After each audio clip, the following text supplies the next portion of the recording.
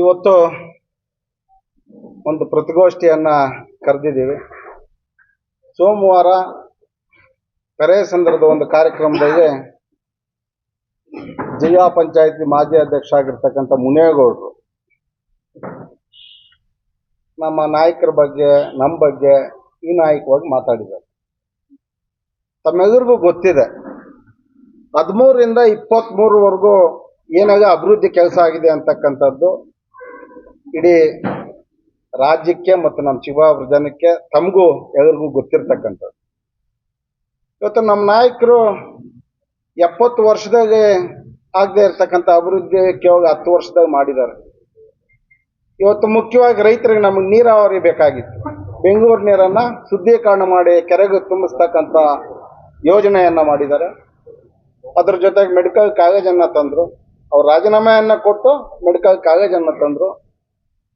ಅದ್ರ ಜೊತೆಗೆ ಪ್ರತಿಯೊಂದು ಗ್ರಾಮಕ್ಕೂ ಉತ್ತಮವಾದಂಥ ರಸ್ತೆಗಳನ್ನ ಅಭಿವೃದ್ಧಿ ಆಗಿದೆ. ಕೋಟ್ಯಾಂತರ ರೂಪಾಯಿ, ಅವ್ರು ಹೇಳ್ತಾ ಇರೋದು 280-300 ಕೋಟಿ ಅಂತಾಗ ಸುಮಾರು ನಾವು 5,000 ಕೋಟಿ ಅನುದಾನ ತಂದು ಅಭಿವೃದ್ಧಿ ಮಾಡಿರ್ತಕ್ಕಂಥ ಕೆಲಸಗಳನ್ನ ನಾವು ದಿನ ಪೂರ್ತಿ ಹೇಳ್ಬೋದು. ಅದ್ರ ಜೊತೆಗೆ ಪ್ರತಿಯೊಂದು ಹೋಬ್ಳಿನಾಗೂ ಉತ್ತಮವಾಗಿರ್ತಕ್ಕಂಥ ಆಸ್ಪತ್ರೆಗಳನ್ನ ಸ್ಥಾಪನೆ ಮಾಡಿದ್ದಾರೆ. ಇವತ್ತು ಈಶಾ ಫೌಂಡೇಶನ್ ತಮ್ಮೆಲ್ಲರಿಗೂ ಗೊತ್ತಿದೆ. ಇವತ್ತು ಚಿಕ್ಕಬಳ್ಳಾಪುರದ ಶನಿವಾರ ಭಾನುವಾರ ಬಂದರೆ ಯಾವ ರೀತಿ ಟ್ರಾಫಿಕ್ ಜಾಮ್ ಆಗುತ್ತೆ, ಹೊರಗಡೆಯಿಂದ ಎಷ್ಟು ಜನ ಬರ್ತಾರೆ. ನಮ್ಮ ತಾಲೂಕನ್ನು ಇಡೀ ದೇಶದಾಗ ನೋಡ್ತಕ್ಕಂಥ ಕೆಲಸವನ್ನು ನಮ್ಮ ನಾಯಕರು ಮಾಡಿದ್ದಾರೆ. ಇನ್ನು ಅವರ ಅನೇಕ ಆಲೋಚನೆಗಳು, ಇವತ್ತು ರೈತರಿಗೆ ಹೂವಿನ ಮಾರ್ಕೆಟ್ ಮಾಡಬೇಕು, ಪ್ರತಿಯೊಂದು ಹಲವಾರು ಯೋಜನೆಗಳು ಇಟ್ಕೊಂಡು 10 ವರ್ಷದಾಗೆ ಕೇವಲ 13ರಿಂದ 18 ಸಿದ್ದರಾಮಣ್ಣವ್ರ ಸರ್ಕಾರದಾಗೆ CM ಆಗಿರ್ತಕ್ಕಂಥವ್ರು 13 ಸಾರಿ ಭೇಟಿ ಕೊಟ್ಟರು. 13 ಸಾರಿ ಭೇಟಿ ಕೊಟ್ಟು ಒಂದಾಗ ಒಂದು ಕಾರ್ಯಕ್ರಮವನ್ನು ನಮ್ಮ ತಾಲೂಕಿಗೆ ಕೊಟ್ಟು ಹೋಗಿದ್ದಾರೆ. ತಮ್ಮೆಲ್ಲರಿಗೂ ಗೊತ್ತಿದೆ ಎಷ್ಟೊಂದು ಅಭಿವೃದ್ಧಿ ಆಗಿದೆ ಅಂತಕ್ಕಂಥದ್ದು ಕಣ್ಣು ಮುಂದೆ ಇವತ್ತು ಕಾಣಿಸ್ತಾ ಇದೆ. ಇವತ್ತು ಗೌರಿಬಿದನೂರು ರಸ್ತೆ ಸುಮಾರು 400-500 ಕೋಟಿ ರೂಪಾಯಿ ರಸ್ತೆ ಇವತ್ತು ಕಡಿಮೆ ಹೋದ್ರೆ ನಾವು ಧರ್ಮಸ್ಥಳದಾಗ ಈಗ ಚಿಕ್ಕಮಗಳೂರು ಘಾಟಾಗ ಹೋಗ್ತಕ್ಕಂಥ ವಾತಾವರಣವನ್ನ ಸೃಷ್ಟಿಯಾಗುತ್ತೆ. ಈ ರೀತಿ ಅನೇಕ ಅಭಿವೃದ್ಧಿ ಕೆಲಸಗಳನ್ನ ನಮ್ಮ ನಾಯಕರು ಮಾಡ್ಕೊಂಡ್ಬಂದಿದ್ದಾರೆ. ಮುನೇಗೌಡರು ಹೇಳಿದ್ರು, ಇದುವರೆಗೂ ಎಷ್ಟೋ ಜನ MLA ಆದರು, ಆದರೆ ಹಿಂದೆ 10 ವರ್ಷದಾಗೆ ಹಲವಾರು ಜನ ಜೈಲು ಸೇರಿದ್ರು, ಕೇಸಿಗೆ ಹಾಕ್ಸಿದ್ರು, ಅದು ಇದು ಅಂತಕ್ಕಂಥ ಮಾತುಗಳನ್ನ ಮಾತಾಡಿದ್ದಾರೆ. ಮುನೇಗೌಡರು ಅವರ ಹಿನ್ನೆಲೆ, ಬಚ್ಚೇಗೌಡರು ಶಾಸಕರಾಗಿರ್ಬೇಕಾಗಿದ್ರೆ ಅವ್ರ ಜೊತೆನೆ ಜಿಲ್ಲಾ ಪಂಚಾಯತ್ ಸದಸ್ಯರಾದರು, ಅಧ್ಯಕ್ಷರಾದರು. ಅವರ ಅಧಿಕಾರ ಮುಗ್ದಿದ ತಕ್ಷಣನೇ ಕಾಂಗ್ರೆಸ್ ಪಕ್ಷಕ್ಕೆ ಸೇರ್ಕೊಂಡ್ರು. ಬಚ್ಚೇಗೌಡರನ್ನ ನಾನಾ ರೀತಿ ಟೀಕೆಗಳು ಮಾಡಿದ್ರು ತಾಲೂಕಾಗಿ. ಯಾವ ರೀತಿ ಅಂದರೆ ನಾನಾ ರೀತಿ ಟೀಕೆಗಳು ಮಾಡಿದ್ರು. ಆದರೆ ನೆನ್ನೆ ಹೋಗಿ ಕಾಲಿಡ್ಕೊಂಡ್ರು. ನೆನ್ನೆ ಮತ್ತೆ ಹೋಗಿ ಬಚ್ಚೇಗೌಡರನ್ನ ಕಾಲಿಡ್ಕೊಂಡ್ರು.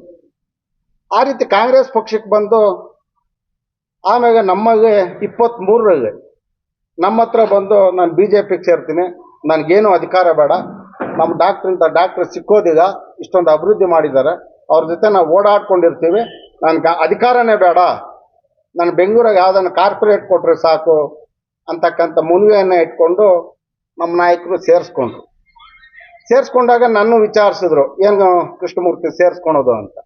ನಮಗೆ ಅದನ್ನ ಬುದ್ಧಿ ಗೊತ್ತಿತ್ತು. ನಾವು ಬೇಡ ಅನ್ನೋದು ಯಾಕೆ, ಕೇವಲ 1-2 ವರ್ಷದಾಗ ಅವನ ಮಟ್ಟ, ರಾಜಕಾರಣದ ಮಟ್ಟ, ಅವನ ಯೋಗ್ಯತೆ ಗೊತ್ತಾಗುತ್ತೆ ಅಂದ್ಕೊಂಡು ನಾನು ಆಯ್ತಣ ಅಂದೆ. ಆದರೆ ನಮ್ಮ BJPಗೆ ಬಂದು 2 ವರ್ಷದಾಗೆ ಈ ಗುಂಪುಗಾರಿಕೆಯನ್ನು ಮಾಡ್ದೆ. ಸ್ಥಳೀಯ ಮಾಡಿದಾಗ ದಿಬ್ಬೂರು ಪಂಚಾಯತಿನಲ್ಲಿ ನಾನು ರಾಜಕಾರಣ ಮಾಡೋದಿಲ್ಲ ಅಂತ ಮಾತು ಕೊಟ್ಟವನು ಗ್ರಾಮ ಪಂಚಾಯತಿ ಚುನಾವಣೆಗೆ ಪಕ್ಷದ ವಿರೋಧ ಚಟುವಟಿಕೆ ಮಾಡ್ದ. VSSನಲ್ಲಿ ಕಾಂಗ್ರೆಸ್ನವ್ರ ಜೊತೆ ಸೇರಿ ಮೈತ್ರಿ ಚುನಾವಣೆ ಮಾಡಿದ್ರು. ಮತ್ತೆ TFCMS ತಮ್ಮೆಲ್ಲರಿಗೂ ಗೊತ್ತಿದೆ TFCMS ಏನು ಮಾಡಿದ್ರು ಅಂತಕ್ಕಂಥದ್ದು. ಆಮೇಲೆ TFCMS ಮಾಡಿದಾಗ ನಾವು ನಮ್ಮ ಮುಖಂಡರಾಗ ಅವ್ರನ್ನ ಪಕ್ಷದಿಂದ ಹೊರ ಹಾಕಬೇಕು ಅಂತ TFCMSನಾಗೆ ಬಿಟ್ಟಾಗ DCC ಬ್ಯಾಂಕ್ ಬಂತು. DCC ಬ್ಯಾಂಕ್ ಚುನಾವಣೆ ಏನಾಗ ಆಯಿತು ತಮ್ಮೆಲ್ಲರಿಗೂ ಗೊತ್ತಿದೆ. ಇವತ್ತು ನಾವು 10 ವರ್ಷದಾಗೆ ಜೈಲಿಗೆ ಹಾಕ್ಸಿದ್ದೀವಿ ಅಂತಕ್ಕಂಥ ಮಾತುಗಳನ್ನ ಮಾತಾಡಿದ್ದಾರೆ. ನಾವು ಯಾರನ್ನ ಹಾಕ್ಸಿದ್ದೀವಿ? ನಮ್ಮ ನಾಯಕರು ಇದುವರೆಗೂ 10 ವರ್ಷದಾಗೆ ವಿನಾಕಾರಣವಾಗಿ ಯಾರ ಮ್ಯಾಗೂ ಕೇಸ್ ಬುಕ್ ಮಾಡಿಸಿಗ ಒಳಗಡೆ ಹಾಕ್ಸಿದ. ಕೆಲವು ಮುಖಂಡರು ಒತ್ತಡದಿಂದ ಆಗಿರ್ಬೋದು, ಕೆಲವು ಮುಖಂಡರು ಕಾರಣಾಂತರದಿಂದ ಅವರ ವೈಯಕ್ತಿಕವಾಗಿ ಕೇಸಿಗೆ ಹಾಕಿ ಮಾಡಿದ್ದಾರೆ ಹೊರತು ನಮ್ಮ ನಾಯಕರಂತೂ ಅಂತ ಕೆಲಸ ಮಾಡೇ ಈಗ. ಯಾವುದಾದ್ರೂ ಒಂದು ತೋರಿಸಿ ಇಂಥವ್ರ ಮ್ಯಾಗ ಹಾಕಿದ್ದಾರೆ ಅಂತಕ್ಕಂಥದ್ದು, ಆವಾಗ ಉದಾಹರಣೆ ಕೊಡ್ತೀವಿ. ಬಿಜೆಪಿಗೆ ಗುಂಪುಗಾರಿಕೆಯನ್ನು ಮಾಡಿ ಇವತ್ತು ಕಾಂಗ್ರೆಸ್ಗೆ ಹೋದ್ರು. ಕಾಂಗ್ರೆಸ್ಗೆ ಹೋಗಿ ಇನ್ನ 2-3 ತಿಂಗಳಾಗಿ ಆವಾಗ ಗುಂಪುಗಾರಿಕೆಯನ್ನು ಮಾಡಿ ರಾಜಕಾರಣವನ್ನ ಪ್ರಾರಂಭ ಮಾಡಿದ್ದಾರೆ. ಇವತ್ತು ದಿಬ್ಬೂರಾಗೆ VSSN ಅಧ್ಯಕ್ಷರಾಗಿದ್ರು. VSSN ಅಧ್ಯಕ್ಷರಾಗಿದ್ರೆ ಆ ದಿಬ್ಬೂರು VSSN ಆರು ಜನ ರಾಜೀನಾಮೆಯನ್ನು ಕೊಟ್ಟಾಗ ಆ ಬಾಡಿ ವಜಾ ಆಗುತ್ತೆ. ವಜಾ ಆಗ್ಬೇಕಾಗಿದ್ರೆ ಅಧ್ಯಕ್ಷನಾಗಿರ್ತಕ್ಕಂಥವನ್ ಬೀಗ ಹೊಡೆದು ರೆಸಿಗ್ನೇಷನ್ ಬುಕ್ಕನ್ನ ಕದ್ದು ರೆಸಿಗ್ನೇಷನ್ ಅನ್ನ ಕೋಆಪ್ ಮಾಡ್ಕೊಂತಾರೆ. ಆಗ ಸೆಕ್ರೆಟರಿ ಆಗಿರ್ತಕ್ಕಂಥವ್ರು ಒಂದು ಕಂಪ್ಲೇಂಟ್ ಅನ್ನ ಕೊಡ್ತಾರೆ ಸ್ಟೇಷನ್ಗೆ, ಗ್ರಾಮಾಂತರ ಸ್ಟೇಷನ್ ಕಂಪ್ಲೇಂಟ್ ಕೊಡ್ತಾರೆ. ಕಂಪ್ಲೇಂಟ್ ಕೊಟ್ಟರು 10 ದಿನ ಆದರೂ FIR ಬುಕ್ ಮಾಡಿದ ಸಬ್ ಇನ್ಸ್ಪೆಕ್ಟ್ರು 10 ದಿನ ಆದರೂ FIR ಹಾಕಿದ. ಶಾಸಕರ ಮಾತು ಕೇಳ್ಕೊಂಡು FIR ಬುಕ್ ಮಾಡಿದ. ಆವಾಗಿನ್ನ SP ಅವ್ರನ್ನ ಮಾತಾಡಬೇಕು, ಹಿರಿಯ ಅಧಿಕಾರಿಗಳನ್ನು ಮಾತಾಡಿ FIR ಹಾಕ್ಸ್ಲೇಬೇಕು. ಬೀಗ ಹೊಡೆದು ಒಬ್ಬ ಅಧ್ಯಕ್ಷನಾಗಿರ್ತಕ್ಕಂಥ ಒಂದು ರೆಸಿಗ್ನೇಷನ್ ಬುಕ್ ಕದ್ದು ರೆಸಿಗ್ನೇಷನ್ ಮಾಡ್ಕೊಂಡಾಗ FIR ಮಾಡಿಸ್ತೀರಾ? ಇನ್ನೇನು ಅವ್ನ ಗೂನಾರ ಹಾಕಿ ಮೆರವಣಿಗೆ ಮಾಡೋಕ್ಕಾಗುತ್ತೆ? ಸುಮ್ಮನೆ ಪ್ರಜಾಪ್ರಭುತ್ವದಾಗಿದೆಯಾ? ಕಾನೂನು ಅಂತಕ್ಕಂಥದ್ದಿದೆ. ಕಂಪ್ಲೇಂಟ್ ಕೊಡ್ಗೆ, ಈಗ ಕೋರ್ಟ್ಗೆ ಹೋಗಿ ಅದು ಮಾಡಿದೆ. ಅವರೇ ಕಾನೂನನ್ನ ಕೈಗೆತ್ಕೊಂಡು ಬೀಗ ಹೊಡೆದು ರೆಸಿಗ್ನೇಷನ್ ಮಾಡಿದ್ರೆ FIR ಮಾಡಿಸ್ತೀರಿ, ಇನ್ನೇನು ಕೈ ಕಟ್ಕೊಂಡು ಕೂತ್ಕೊಂಡಿರ್ಬೇಕಾ? ಏನು ದೊಡ್ಡ ಮನುಷ್ಯನ? ಆದ್ರಿಂದ FIR ಮಾಡಿಸಿರೋದು ನಿಜ. ಇನ್ನು ಎನ್ಕ್ವೈರಿ ಆಗಿ ಇನ್ನು ಬೀಗ ಓಪನ್ ಆಗೀಗ VSSN. ಈ ರೀತಿ ಅವರ ರಾಜಕಾರಣ ಇನ್ನೇ ತೆಗೆದುಕೊಂಡ್ರೆ ಎಲ್ಲಿ ಹೋದ್ರು ಬಚ್ಚೇಗೌಡರು MLA ಆಗಿರ್ಬೇಕಾಗಿದ್ರೆ ಜಿಲ್ಲಾ ಪಂಚಾಯತಿ ಸದಸ್ಯರಾದ್ರು, ಅಧ್ಯಕ್ಷರಾಗಿ ಅವ್ರನ್ನ ಬೈಕೊಂಡು ಬಂದ್ರು. ಮತ್ತೆ ನೆನ್ನೆ ಹೋಗಿ ಕಾವಿಡ್ಕೊಂಡಿರ್ತಕ್ಕಂಥದ್ದು ಗೊತ್ತಿದೆ. ಕಾಂಗ್ರೆಸ್ ಬಂದ್ರು, ಇದೇ ಪ್ರದೀಪ್ ಈಶ್ವರ್ಗೆ ಟಿಕೆಟ್ ಕೊಟ್ಟಿದ ತಕ್ಷಣ ಕಾಂಗ್ರೆಸ್ ಇಂದ BJPಗೆ ಓಡ್ ಬಂದ್ರು. ಪ್ರದೀಪ್ ಈಶ್ವರ್ ಸೋತೋಗ್ತಾರೆ, ಡಾಕ್ಟರ್ ಜೊತೆ ಇದ್ರೆ ಅಧಿಕಾರದಾಗ ನಾನು ಅನುಭವಿಸ್ಬೋದು, ಅಧಿಕಾರ ತೆಗೆದುಕೊಬೋದು ಅನ್ನೋ ಒಂದೇ ಕಾರಣಕ್ಕೆ BJPಗೆ ಬಂದ್ರು. ಯಾಕೆ ಬಂದ್ರು BJPಗೆ? 10 ವರ್ಷ ವಿರೋಧವಾಗಿದ್ದವರು ವಿರೋಧವಾಗಿ ಇರ್ಬೋದಾಗಿತ್ತಾಗ. ಡಾಕ್ಟರ್ ಜೊತೆ ನಿಮ್ಮಂಥ ನಾಯಕರೀಗ ನಿಮ್ಮಂಥವ್ರ ನಾಯಕತ್ವ ಬೇಕು ಅಂದ್ಕೊಂಡು ಬಂದು 2.5 ವರ್ಷ ಇದ್ದು ಮತ್ತೆ ಈಗ ಹೋಗಿ ಟೀಕೆ ಮಾಡೋದಾ? ಯಾವ ನೈತಿಕತೆ ಇದೆ? ನಾವು ಒಬ್ಬರ ಬಗ್ಗೆ ಟೀಕೆ ಮಾಡಬೇಕಾದ್ರೆ ಯೋಚನೆ ಮಾಡಬೇಕಾಗುತ್ತೆ. ಇವತ್ತು ನಾನು ರಾಜಕಾರಣ ಸುಮಾರು ಒಂದು 28 ವರ್ಷ ರಾಜಕಾರಣ ಮಾಡ್ಕೊಂಡು ಬಂದಿದ್ದೀನಿ. ನಾನು GH ನಾಗರಾಜಣ್ಣವ್ರ ಜೊತೆ ರಾಜಕಾರಣ ಮಾಡಿದ್ದೀನಿ. ಅವರು ನಾನು APMC ಅಧ್ಯಕ್ಷ ಮಾಡಿದ್ರು. ಆದ್ರೆ ನಾನು ಇದುವರೆಗೂ ಅವ್ರನ್ನ ಟೀಕೆ ಮಾಡಿಲ್ಲ. ಇವತ್ತು ಅವ್ರು ನೋಡಿದ್ರೆ ನಾವು ಗೌರವ ಕೊಟ್ಟು ನಡ್ಕೊಂತೀವಿ. ಅದೇ ರೀತಿ ಆಂಜನಪ್ಪಣ್ಣವರು ಬ್ಲಾಕ್ ಕಾಂಗ್ರೆಸ್ ಅಧ್ಯಕ್ಷ ಮಾಡಿದ್ರು. ಇವತ್ತಕ್ಕೂ ಅವ್ರನ್ನ ಅದೇ ಭಾವನೆ, ಅದೇ ಗೌರವ ಕೊಡ್ತೀವಿ. ಅವರು ನಮ್ಮನ್ನು ಅದೇ ರೀತಿ ನೋಡ್ಕೊಂತಾರೆ. ನಮ್ಗೆ ಯಾರು ಆಗಿರ್ತಾರೋ ಅದನ್ನ ನೆನ್ಸ್ಕೊಳ್ತಕ್ಕಂಥದ್ದು ಮನುಷ್ಯನ ಗುಣ. ನಮ್ಗಾಗಿರೋರ್ನ ಪಾರ್ಟಿ ಚೇಂಜ್ ಮಾಡಿದ್ದು ವಾರದಾಗೆ ಅವ್ರನ್ನ ಟೀಕೆ ಮಾಡೋದು, ನಾನಾ ರಾಜಕಾರಣಿಗೆ ಮಾತಾಡ್ತಕ್ಕಂಥದ್ದು ಸರಿ. ಈಗ ಮನುಷ್ಯತ್ವನೂ ಆಗ ಇದು ಹೆಚ್ಚಿನ ದಿನ ಇರೋದೀಗ. ಮುನೇಗೌಡ್ರೆ, ನಮ್ಮ ನಾಯಕರು 10 ವರ್ಷದಾಗ ಏನು ಕೆಲಸ ಮಾಡಿದ್ದಾರೆ ಅಂತಕ್ಕಂಥದ್ದು ಬಾ, ಎದುರುಗಡೆ ಬಾ, ಮುಖಾಮುಖಿ ಕೂತ್ಕೋ, ಏನಾಗ ಅಭಿವೃದ್ಧಿ ಮಾಡಿದ್ದಾರೆ ಅಂತಕ್ಕಂಥದ್ದು ತೋರಿಸ್ತೀವಿ. ಅದ್ರ ಜೊತೆಗೆ ಏನು ಸುಮಾರು ಜನ ಜೈಲಿಗೆ ಹಾಕ್ಸಿದ್ದಾರೆ ಅಂತ ಮಾತಾಡಿದ್ಯಾಗ ನೀನು ಒಂದೊಂದೇ ಉದಾಹರಣೆ ಕೊಡು, ನಾನು ಅದಕ್ಕೆ ಉದಾಹರಣೆ ಕೊಡ್ತೀನಿ. ನಮ್ಮ ನಾಯಕರು ಇದುವರೆಗೂ ದೇಶದ ರಾಜಕಾರಣ ಅವ್ರು ಮಾಡೇ ಈಗ, ಅವ್ರಿಗೆ ಅವಶ್ಯಕತೆನೂ ಈಗ. ಆ ರೀತಿ ಇವತ್ತು ಮುನೇಗೌಡರು ಎಗೋದ್ರಾಗ ಸೋಗೋದಂತೂ ಗ್ಯಾರಂಟಿ. ಬಚ್ಚೇಗೌಡರು ಸೋತರು, 23ರಾಗ ನಮ್ಮ ಜೊತೆ ಬಂದರು, ನಾವು ಸೋತಿದ್ದೀವಿ. ಈಗ ಶಾಸಕರ ಜೊತೆ ಹೋಗಿದ್ದಾರೆ. ಶಾಸಕರು ಇನ್ನೊಂದು 6 ತಿಂಗಳು ದೂರ ಇಡ್ತಾರೆ ಇವನ ನಡವಳಿಕೆ ನೋಡಿ. ಅದು ಸೋಗೋದಂತೂ ಗ್ಯಾರಂಟಿ. ನಿಷ್ಠಾವಂತ ಪಕ್ಷದ ರೀತಿ ನಡ್ಕೊಂಡು ಹೋಗ್ತೀನಿ ಅಂತ ಇದ್ದಾರೆ. ಇವತ್ತು KMF ಚುನಾವಣೆ ಬರ್ತಾ ಇದೆ. ನಂದಿ ಭಾಗದಾಗ ಒಬ್ರು ಮಾಡ್ತೀನಿ, ಮೊಂಡಿಕಾಯಿ ಭಾಗದಾಗ ಒಬ್ರು ಮಾಡ್ತೀನಿ ಅಂತಕ್ಕಂಥ ಪ್ರಚಾರ ಅವಾಗೆ ಸ್ಟಾರ್ಟ್ ಮಾಡಿದ್ದಾರೆ. ಯಾವ ಪಕ್ಷದ ಸಿದ್ಧಾಂತ ಇಟ್ಕೊಂಡು ನೀನು ಕೆಲಸ ಮಾಡ್ತೀಯ?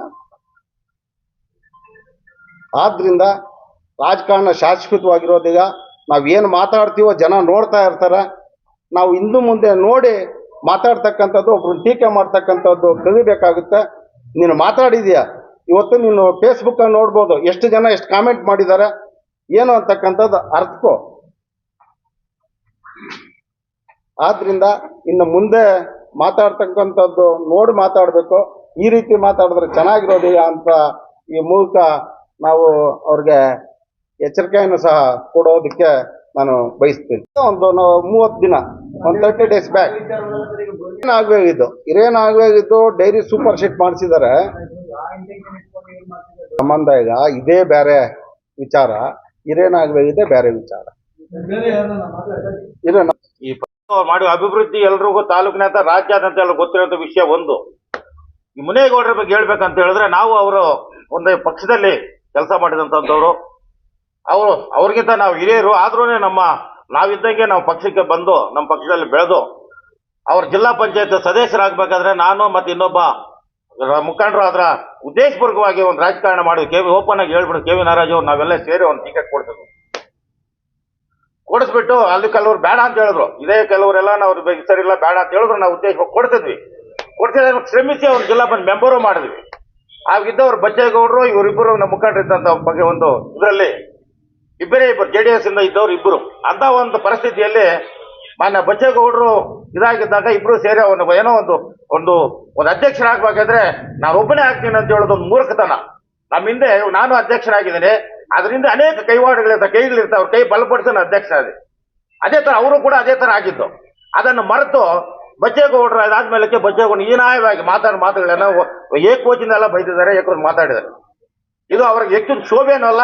ಅದು ಮುಂದೆ ಇವತ್ತಲ್ಲ ನಾಳೆ ಅವ್ರ ರಾಜಕಾರಣದಲ್ಲಿ ಎಲ್ಲೋ ಒಂದು ಕಡೆ ಹೇಳ್ತಾ ಆಗ್ತದೆ ಅವ್ರಿಗೆ.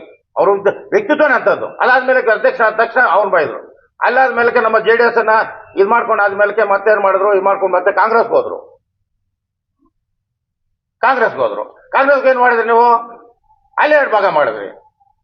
ಅಲ್ಲೇ 2 ಭಾಗ ಮಾಡ್ಬಿಟ್ಟು ಇದೇ ಪ್ರದೀಪ್ ಈಶ್ವರ್ ಅವ್ರು ಬೇಡ, ಇನ್ನೊಂದು ಮತ್ತೊಂದು ನಮ್ಮ ಅದ್ಭುತ ರಾಜಕಾರಣ ಮಾಡ್ಕೊಂಡ್ ಬಂದವ್ರು ಏನ್ ಮಾಡಿದ್ರಿ, ಮತ್ತೇನ್ ಮಾಡಿದ್ರಿ? ಸುಧಾಕರ್ ಅವರ ಏನೋ ಕೆಲಸ ಕಾರ್ಯಗಳಿಗೆಲ್ಲ ಸುಮಾರು 3-4 ವರ್ಷ ಅವ್ರ ಜೊತೆಯಲ್ಲಿದ್ದು ನಂಬರ್ 1 ಲೀಡರು, ರಾಜ್ಯದಲ್ಲಿ ಉನ್ನತವಾದ ಮುಖಂಡರು ಅಂತ ಹೇಳ್ಬೇಕು. ಮಾತ್ರ ನಿಮ್ ಬಾಯಿ ಎತ್ತಿ ನಿಮಗೆ ಬಂದ್ಮೇಲೆ ಅನೇಕ ಕಾರ್ಯಕ್ರಮಗಳೆಲ್ಲ ನೋಡಿದಿರ ನೀವು. ಚಿಕ್ಕಬಳ್ಳಾಪುರದಲ್ಲಿ ಎಲ್ಲಾ ಸಮಾಜನ ಒಂದು ಸರ್ವಾನ್ ಇದರಿಂದ ಹೇಳ್ಕೊಂಡೋಗಿರುವಂತ ಮುಖಂಡರು ಸುಧಾಕರ್ ಅವರು. ಅಂತವ್ರ ಬಗ್ಗೆ ಇವತ್ತೇನ್ ಮಾಡ್ತೀವಿ? ನಿಮ್ ಬಾಯಲ್ಲಿ ಮಾತಾಡ್ರಿ. ಏನ್ ಬಾಯಲ್ಲಿ ಮಾತಾಡ್ತಾ ಇದ್ರಿ? ಯಾವ ತರ ಮಾತಾಡ್ತೀರಿ? ನಿಮ್ಗೆ ನಾಲ್ಗೆ ಕರೆಕ್ಟ್ ಆಗಿದೆಯಾ? ಆ ನಾಲ್ಗೆಗೆ ಏನೋ ಸುದ್ದಿ ಇದೆಯಾ? ಮಾತಾಡೋದು ರಾಜಕಾರಣದಲ್ಲಿ ಎಲ್ಲರೂ ಮಾತಾಡ್ತಾರೆ. ರಾಜಕಾರಣ ಮಾಡೋರು ಮುಖಂಡ ಆದಂತವನು ಅದಕ್ಕೊಂದು ಕಟ್ಲೆ ಇರ್ತದೆ. ಅದ್ರ ನೇರವಾಗಿ ಮಾತಾಡ್ಬೇಕು. ಇಲ್ಲ ವಿರುದ್ಧವಾಗಿ ಮಾತಾಡ್ಬೇಕಾದ್ರೂ ಕರೆಕ್ಟಾಗಿ ಗಮನ ಇಟ್ಟು ಮಾತಾಡ್ಬೇಕು. ಮೊದಲು ಸುಧಾಕರ್ ಬರೋ ನೆಚ್ಚಿಬಿಟ್ಟು ಒಳ್ಳೆ ಮುಖಂಡರು ಬರೋದು, ಮತ್ತೆ ಏನು ಅನಾನುಕೂಲ ಸ್ವೈದಿಕ್ಕಾಗಿ ತೊಂದರೆ ಆದಾಗ ಮತ್ತೆ ಆಚೆ ಹೋಗ್ಬಿಟ್ಟು ಅವ್ರ ಬಗ್ಗೆನೇ ಮಾತಾಡೋದು. ಇದು ವ್ಯಕ್ತಿತ್ವನಾ? ಹೋಗ್ಲಿ, ರಾಜಕಾರಣ ಮುಖಂಡರಾಗಿದ್ರೆ ನಿಮ್ಗೊಂದು ಟ್ರ್ಯಾಕ್ ಇದೆಯಾ? ಎಲ್ಲ ಮಾಡಿ ಕ್ರಿಯೇಟ್ ಮಾಡೋದು, ಒಬ್ಬರಿಗೊಬ್ಬರು ಇದು ಮಾಡೋದು. ಇಲ್ಲಿ ಬಂದ್ರೆ BJP ಬಂದ್ರೆ ಇಲ್ಲೊಂದು ನಮ್ಮನೇಲಿ ಒಂದು ಮಾಡಿದ್ರೆ, ಮತ್ತೆ ಇಲ್ಲೊಂದು ಮಾಡಬಾರ್ದು ಕೆಲಸಗಳನ್ನ ಮಾಡಿದ್ರೆ, ಇಲ್ಲೋ ನನ್ನ ಪಕ್ಷಕ್ಕೆ ಡ್ಯಾಮೇಜ್ ಮಾಡಿದ್ರೆ, ಮತ್ತೇನ್ ಮಾಡಿದ್ರೆ, ಮತ್ತೆ ಅದೇ ಬೇಡ ಅಂತ ಒಂದು MLA ಆಗಿದ್ದು ಬೇಡ ಅಂತವ್ರ ಜೊತೆ ಮತ್ತೆ ಸೇರ್ಕೊಂಡಿದ್ದಾರೆ. ಮುಂದಿನ ದಾರಿ ಸರಿಯಲ್ಲ. ನೀವು ನೇರವಾಗಿ ಕಲ್ತ್ಕೊಂಡ್ರೆ ಇಲ್ಮೇಲೆ ಆದ್ರೂ ಈ ತರ ನಮ್ಮ ಇವ್ರ ಮೇಲೆ ಮತ್ತೆ ಮಾತಾಡೋದು, ನಮ್ಮ ಸುಧಾಕರಲ್ಲಿ ಮಾತಾಡಿ ಯಾರು ನಂಬಲ್ಲ ರೀ. ರಾಜ್ಯಕ್ಕೆ ಗೊತ್ತಿದೆ ಅವ್ರ ವ್ಯಕ್ತಿತ್ವ ಏನೋ, ಅವ್ರ ಅಭಿವೃದ್ಧಿ ಏನೋ ಅಂತ ಹೇಳ್ಬಿಟ್ಟು ಈ ರಾಜ್ಯಕ್ಕೆ ಜನಕ್ಕೆ ಗೊತ್ತಿದೆ, ಎಲ್ಲ ಗೊತ್ತಿದೆ ಅವ್ರ ಬಗ್ಗೆ. ನಿಮ್ಮಂತವ್ರು ನಂದವ್ರು 100 ಜನ 1000 ಜನ ಮಾತಾಡಿದ್ರು ಅವ್ರು ಏನು ಇದಾಗಲ್ಲ. ಅವ್ರ ವ್ಯಕ್ತಿತ್ವ ಅವ್ರಿಗೆ ನಾಟ್ಕೊಂಡ್ಬಿಟ್ಟಿದ್ದಾರೆ. ಅವ್ರು ಯಾರು ಏನು ಮಾತಾಡಕ್ಕಾಗಲ್ಲ. ದಯವಿಟ್ಟು ಇನ್ಮೇಲೆ ಆದ್ರೂ ಮಾತಾಡಿ ನಿಲ್ಸ್ಬೇಕು. ನೀವು ನೇರವಾಗಿ ನಡ್ಕೊಳ್ಳೋದು ಕಲ್ತ್ಕೊಳ್ರಿ ಅಂತ ಹೇಳ್ಕೊಂಡು ಇವಾಗ ಇರತಕ್ಕಂಥ ಹಾಲಿ ಶಾಸಕರ ವಿರುದ್ಧ ಹೇಳಿಕೆ ಕೊಡ್ತಾ ಇದ್ರು.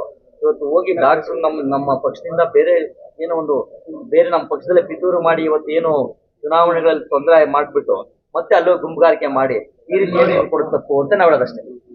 ಮತ್ತೆ ಇಲ್ಲೆಲ್ಲ ರಾಜಕೀಯ ಮಾಡಿ ಎಲ್ಲ ಗುಂಪುಗಳನ್ನ ಹೊಡೆದ್ರು. ನಮ್ಮ ಎಕ್ಸಾಂಪಲ್ ದಿಬ್ಬೂರ್ ಪಂಚಾಯತಿಯಲ್ಲೇ ಗುಂಪುಗಳು 2 ಗುಂಪು ಆಗುತ್ತೆ. ಚೆನ್ನಾಗಿತ್ತು. ಫಸ್ಟ್ 2 ಗುಂಪು ಮಾಡಿದ್ರು.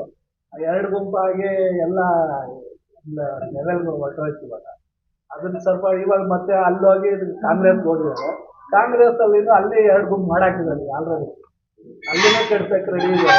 ಅದಕ್ಕೆ ನೀವು ಎಲ್ಲಿ ಇದ್ರು ಸ್ಟ್ರೈಟ್ ಆಗಿ ನಿಮ್ಗೆ ವ್ಯಾಲ್ಯೂ ಇರುತ್ತೆ ಅಂತ ನಾನು ಹೇಳ್ತೀನಿ. ಇದು ಕಪ್ಪೆ ಬೇರೆ ತರ ಆದ್ರೆ ಪ್ರಯೋಜನ ಇಲ್ಲ.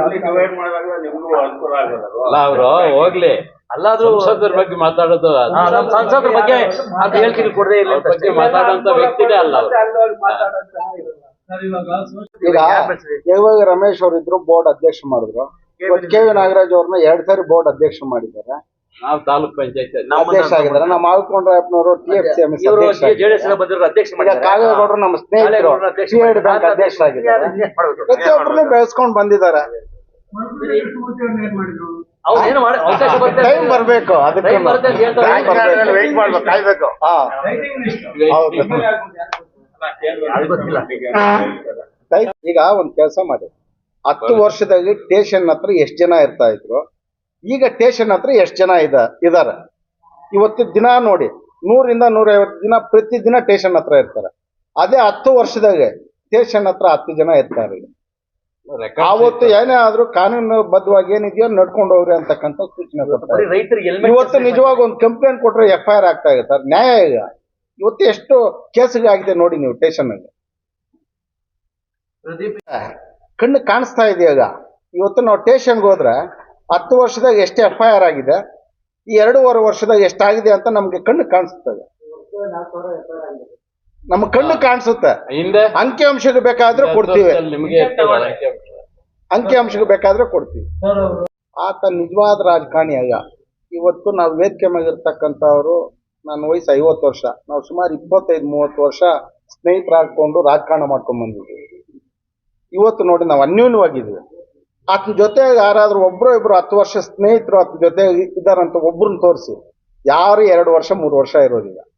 ಆಗಾಗ ಗುಂಪುಗಾರಿಕೆ ಮಾಡೋದು, ಆಗಾಗ ಹೊಡೆಯೋದು, ಆ ರೀತಿ ರಾಜಕಾರಣ ಮಾಡ್ಕೊಂಡ್ ಬಂದಿರ್ತಕ್ಕಂಥ. ಸರ್ ಈಗ ನಮಗೆ ಅಧಿಕಾರ ಈಗ ಸೆಂಟ್ರಲ್ ಗೌರ್ಮೆಂಟ್ ಇರೋದು, ಸ್ಟೇಟ್ ಗೌರ್ಮೆಂಟ್ ಅಧಿಕಾರ ಇದೆ. ಅವ್ರ ಹತ್ರ ಹೋಗಿ ಏನೋ ಅಷ್ಟೋ ಇಷ್ಟು ಕೆಲಸ ಮಾಡ್ಕೊಬೇಕು, ಅದೇನೋ ಒಂದು ಅಧಿಕಾರ ತಗೊಬೇಕು ಅಂತ ಹೋಗಿ ಗುಂಪುಗ